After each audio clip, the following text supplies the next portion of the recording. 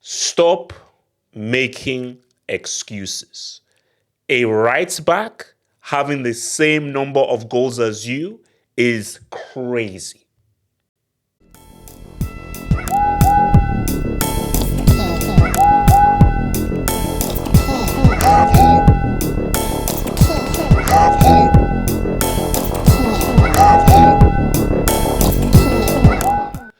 You see, I'm not a stats guy.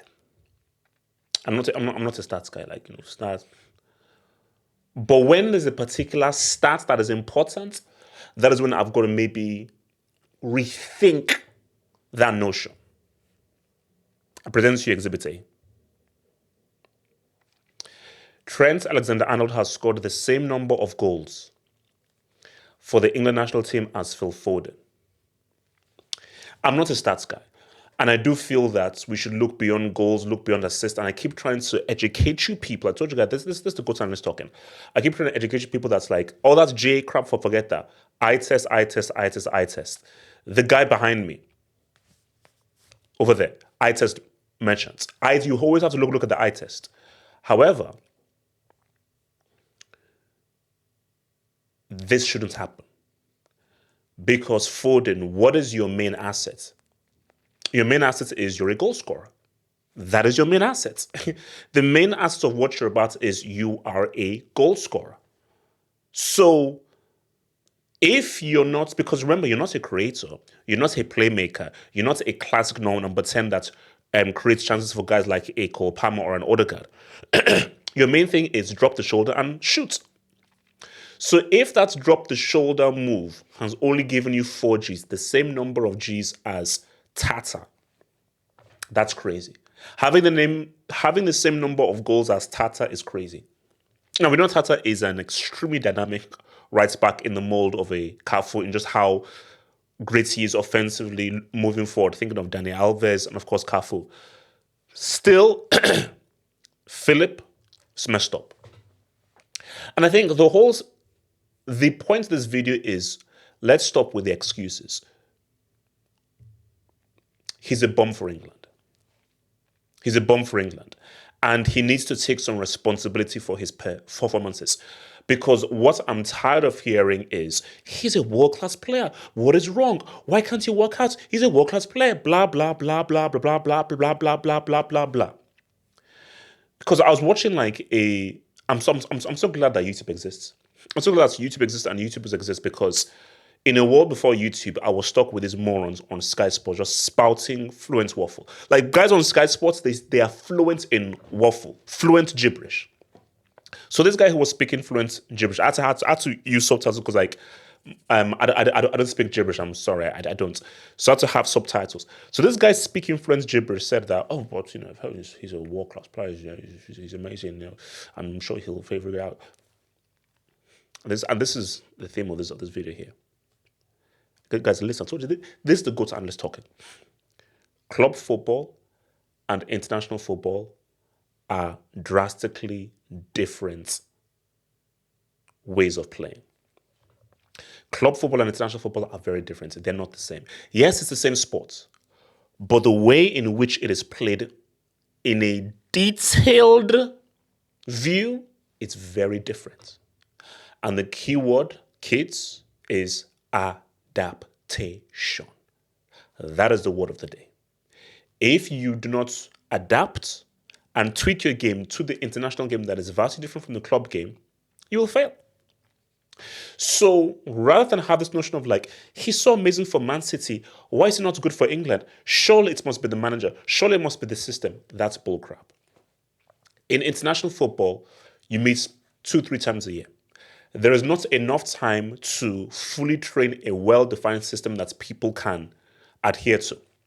So the best thing that the manager or coach can do is create a foundation, assume that based on our culture, we have an understanding of how we culturally interpret the sport of football. But the individuals have got to adapt their game, rise to the occasion, and execute. But what you don't do is bring your club way of playing into the international game, specifically when you play for Man City.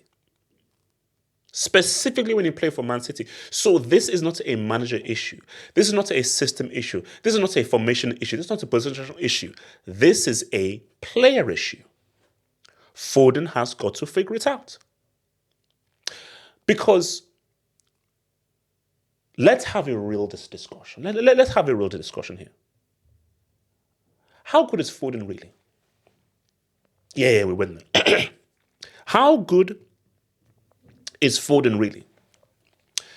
So I remember, I think he was in the under 17s or under, I think it was the under 17s. He was great. It's one thing looking great against people your age. It's another thing when you're a young player playing against seniors. I'll give you two examples. One current, one past. So I'll give you a current one.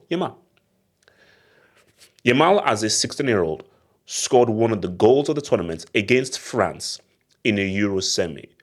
Yamal, as a 16-year-old, is playing UCL games. And now, as a 17-year-old, he's literally arguably the best player in the world and is a constant starter for Barcelona, both in La Liga and in the UCL. That's what you call a true rare talent. Wayne Rooney. Wayne Rooney was a starter for Everton in the Premier League as a 16-year-old. So as a 16-year-old and as a teenager, he was starting in the Premier League and he went to the European Champions playing against senior men. I'll give you the GOAT example. Pele. Pele, as a 16-year-old, did what he did in a World Cup semi, in a World Cup final. And as a teenager, this guy was playing against senior men, which is what made him such a phenomenon. Those are true talents. Foden, you're not Pele. You are not Yamal. Definitely not. You are not Rooney. Is Foden talented? Of course he's talented. Of course he is. But what people are coming to realize is that this ain't Wayne Rooney. Where, okay, this guy does deserve the hype because for someone to be that good at 6'16", it's something. So you are definitely not Lamine Yamal. You're just a talented player. But as people are saying is, Cole Palmer's better. If there's any hype on the guy, it should be Palmer. Say all you want about Bellingham. We've seen what Bellingham has done for Real Madrid at the UCL at the age of 20 and now 21. So guys like a Bellingham, guys like a Palmer, those are truly special young talents. Foden, you're not special. You are not a truly special talent. You're just a pretty talented player. And as we've seen from the performances for England, so why is it that Bellingham can figure it out for England? He's not great, but he has come up with huge plays. Palmer, we know what that guy did in the Euro semi. We know what he did in the Euro final. So Palmer and Bellingham can figure out, but for Foden, we have to change the narrative. So why does the narrative have to change for Foden? Palmer's grandfather is dark-skinned. Bellingham's mother's black. I'll leave it there. Connect the dots. So keep the same energy. And let me even use the big example here. For a long time, what do we say about Messi in Argentina? Why don't we see the same Messi for Barca that we see for Argentina? Why? And he was criticized for it to the point where he had to freaking retire. Now, people will say, oh no, a real manager came and Scaloni came and he figured it out. No. Scaloni is not a great manager. Most international managers are not great. They're decent, they're not great because international football is not about the manager. International football is about the players. It's about the individuals because it's very different. Club football, you're training 3-4 times a week. You're playing 60 games a year. You know the system like the back of your hand. Look left, look right, you know everything because it's drilled into you. For country, you meet 3 times a year. How many games every year do you play for international? It is impossible to have a well-defined system. So the manager can only do so much to create a truly cohesive system. It is reliant upon the players and the individuals. So what Messi realized is, this is not Barcelona. I have to adapt to Argentina, adapt to these teammates, adapt to international football. It's about good. And once Messi realized that, no. Give me the ball, let me cook. Because that's the beauty about football. This is everything. the ball is going to come to you. You will receive the ball, and you have the agency to, okay, this is when to dribble. This is when to pass. Oh, I can make that pass there. Oh, let me find space. Let me move there. Because at the end of the day, on that pitch, system formation, the ball is going to come to you. And if you're a truly special player, you will find a way. The true talents, they find a way. Specifically when the time calls for it, forget formation, system, and everything. No. Oh my God, the system, the formation, all of this thing. No.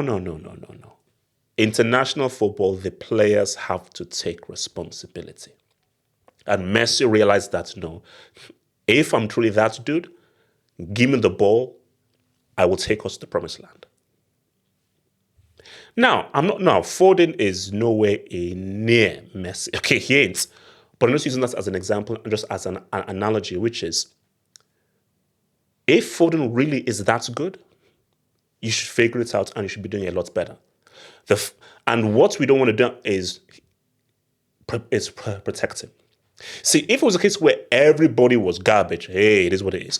But if you have a situation where a right back has the same number of goals as you, I believe Rice is only one goal behind you. And we've seen what Palmer has done. We've seen what Bellingham's done. Heck, even Freakishes is doing little sign. So when other guys in your same team are able to execute, some even being played out of position are still able to contribute, and you're the one guy who's not contributing, and we're not going to use your City performances as an excuse, that's bullcrap. I don't give a crap what you do for Man City. It means nothing to me. When you wear that England jersey, what do you do? And that's why it's beautiful that YouTube exists. All that Sky Sports, all they do is talk rubbish because they have their agendas. And they have their chosen ones who they want to protect. No one is just chosen here. Foden, you are a bomb for England. You've been crap. You've been garbage. Don't look at the manager. Look at yourself. Take responsibility for your actions, because nobody is going to hide from criticism when Uncle Hope is up in his piece.